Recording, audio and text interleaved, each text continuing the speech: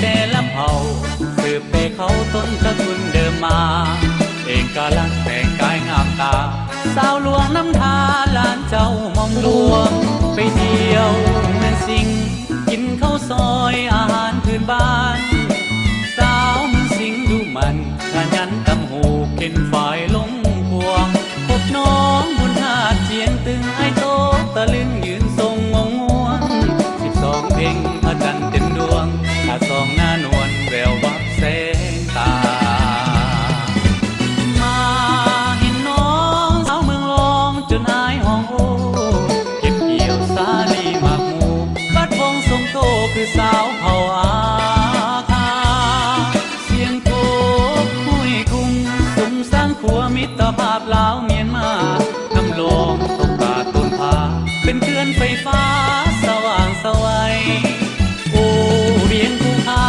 เมืองเดิมดาภูคาหญ้าไตไม่แล้วจิตใจสาวภูคาไว้ดูมันงามลายน้องปลูกต้นยางพาราขายเป็นสินค้าทวีรายได้โบธานีกดคนทรงทายมอมาอยู่ไกลเป็นเคยเวียงภูคายามเมืองวีละสนนาแลอย่าลืมแวะบ้านพาหูทำน้ำกรูดถึงเขตผู้ดอยหลายสุดบ้านลาวสาวผู้อยู่เรียบน้ำทาสามัคคีห่วมเผ่าดีแท้สาวนาแลอ่อนหวานวาจาเสียดายหายมาหอดลาบ่ทันตกกาดำทงนาแล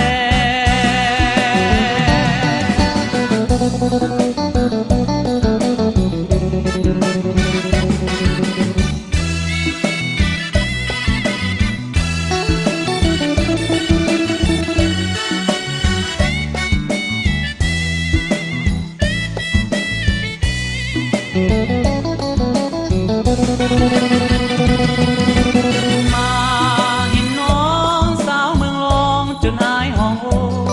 เก็บเกี่ยวสาลีหมากหมูบัดวงทรงโตคือสาวเผ่าอา